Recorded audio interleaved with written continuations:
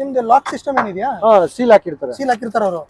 So seal cut ಮಾಡೋ seal video ಮಾಡಕ್ಕೆ open ಮಾಡೋ ವಸಿ ಇಟ್ಕೊಂತೀವಿ.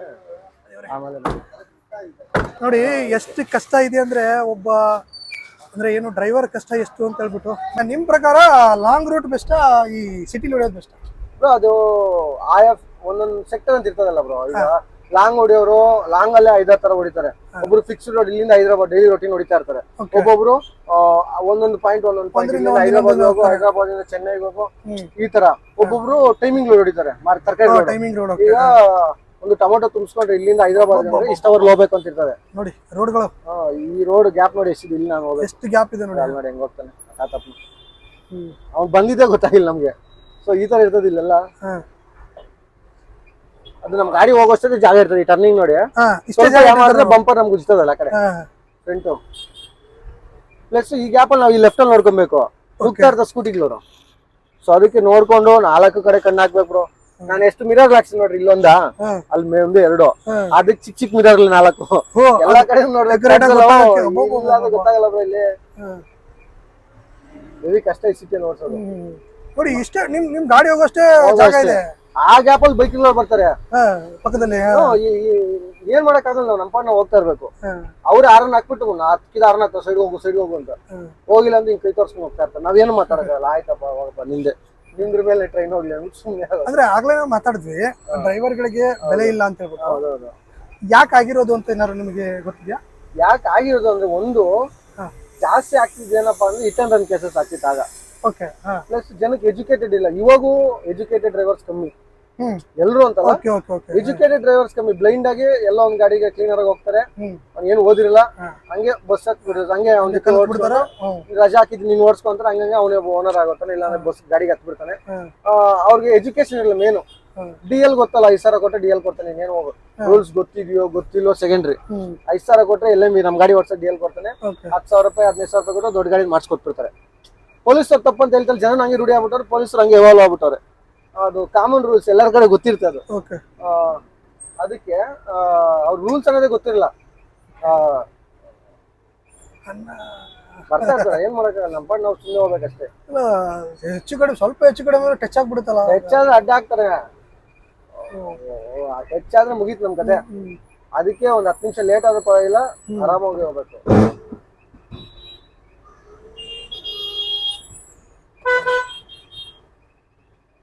ಹೋಗೋಣ, ದಾರಿ ಇಲ್ಲ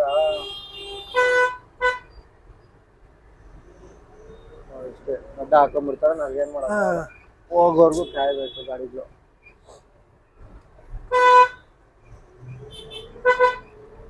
ಸಿಟಿಲಿ ಎಲ್ಲ ಹೋಗ್ತೀರಣ, ಬನ್ನಿ ಅಂತಾರೆ. ಬಂದು ಅಡ್ಡ ನಿಂತ್ಕೊಂಡ್ಬಿಟ್ಟು ಬನ್ನಿ ಅಂತ ಎಲ್ಲೋಗಿ ಹೇಳ.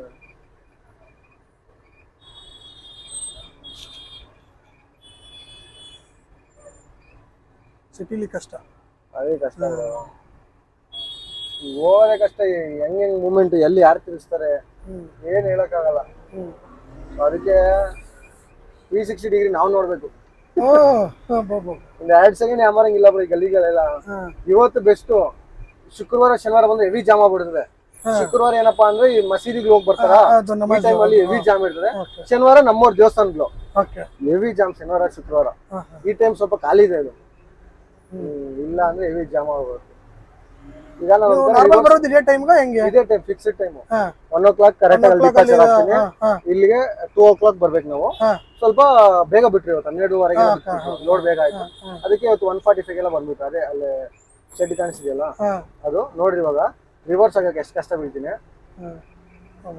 ಮುಂದಕ್ಕೆ ಹೋಗಿ ರಿವರ್ಸ್ ಬರ್ಬೇಕಾ, ಬರ ಗ್ಯಾಪ್ ಅಲ್ಲಿ ಗಾಡಿಗೆ ಬ್ರೇಕ್ ಹಾಕ. ನಾನು ಹೇಳ್ತೀನಿ, ನೀವು ಹಜಾರ್ಡ್ ಲೇಟ್ ಆಗ್ತೀನಿ, ಹಿಂದೆ ರಿವರ್ಸ್ ಸೈರನ್ ಬರ್ತಿರುತ್ತೆ, ನಾನು ಕೈ ತೋರಿಸ್ತಾ ಇರ್ತೀನಿ. ಅವೆಲ್ಲ ಲೆಕ್ಕರಿಲ್ಲ ಅವ್ರು. ನಮ್ಗೆಲ್ಲ ಬರೀ ಬೇರೆ ಪ್ರಪಂಚದವ್ರು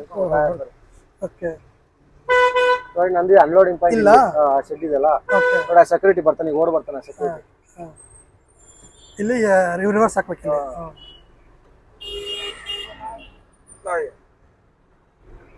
ದಿನ ನಿಮ್ದು ಕೆಲಸ ಡೈಲಿ ರೊಟೀನ್.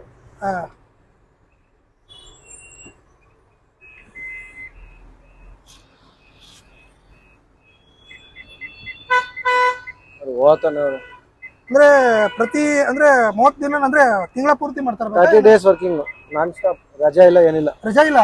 ನೀವು ರಜಾ ಹಾಕ್ಬೇಕು ಅಂದ್ರೆ ರಜಾ ಹಾಕ್ಬೇಕಂದ್ರೆ ಸ್ಪೇರ್ ಡ್ರೈವರ್ ಕಳ್ಸ್ಬೇಕು, ಕಳ್ಸಿದ್ರು ನೋಡಿ ಈ ತರ ಮಾಡ್ಕೊಂಡ್ ಬರ್ತಾರೆ. ಓಕೆ. ನೀವು ಅವತ್ತು ಸ್ಪೇರ್ ಡ್ರೈವರ್ ಕಳ್ಸಿದ್ರಾ? ಅವತ್ತು ಸ್ಪೇರ್ ಡ್ರೈವರ್ ಹೋಗಿದ್ದ.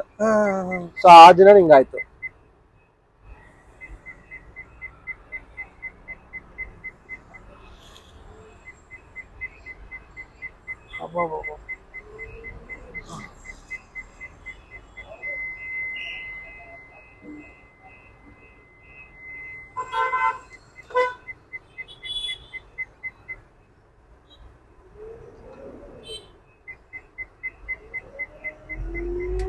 ಹಿಂದಕ್ಕೆ.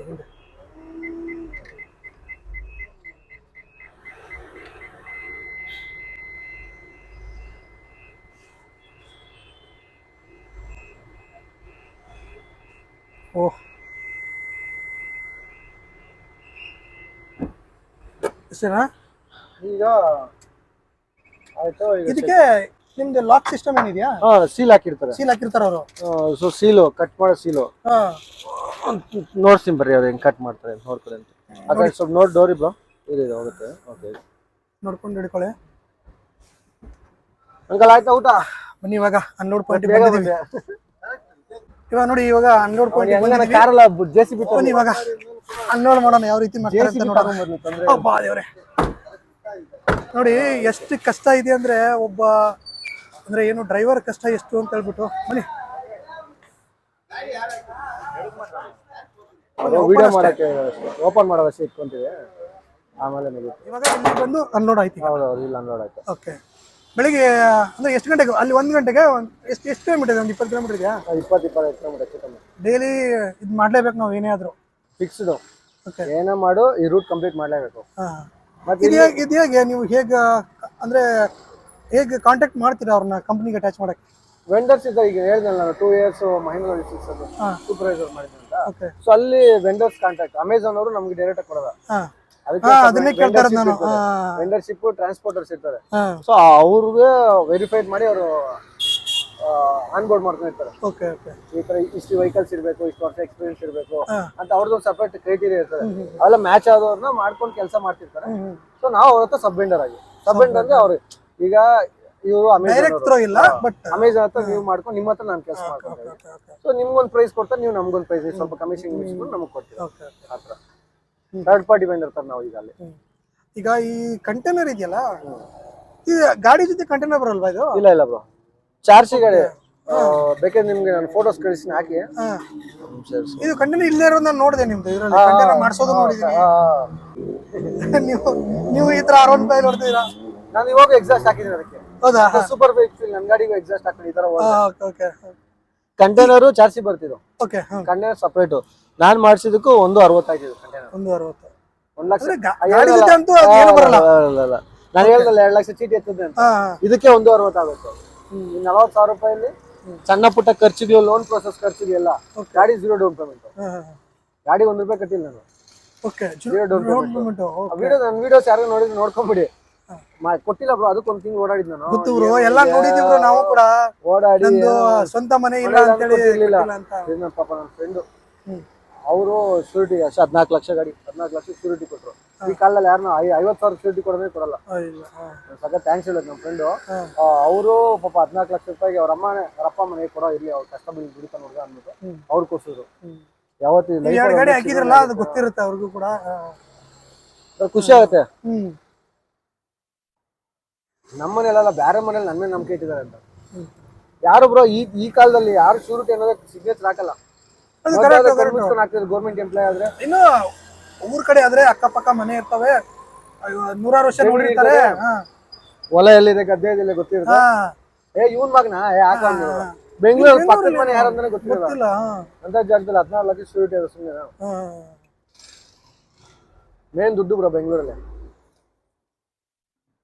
ಈಗ ನಿಮ್ ಲಡಾಖ್ ಕಥೆ ಏನು ನಿಮ್ದು? ಅದು ಕತೆ ಎಲ್ಲ ವ್ಯತ್ಯ ಆಗೋಗಿತ್ತು, ಬಟ್ ಒಳ್ಳೆ ಮಜಾ ಬ್ರೋ. ಈ ಕಂಪ್ಲೀಟ್ ಹೇಳ್ಕೊಂಡು ಹೋಗ ಅದು ಅಂದ್ರೆ ನೀವು ಒಬ್ಬರೇ ಹೋಗಿದ್ದಾ? ಅಲ್ಲ, ಫುಲ್ ಎಕ್ಸ್ಪ್ಲೇನ್ ಸ್ಟಾರ್ಟಿಂಗ್ ಮಾಡಿ ಹೇಳಿ. ಲೆಂತ್ ಆಗುತ್ತೆ ಏನ್ ತೊಂದ್ರೆ ಇಲ್ವಾ? ಎಷ್ಟಾದ್ರೂ ಲೆಂತ್ ಆಗ್ಲಿ. ಕೇಳ್ಕೊಂತ ಈ ಲತಾಕ್ ಕತೆ ಏನಪ್ಪಾ ಅಂದ್ರೆ,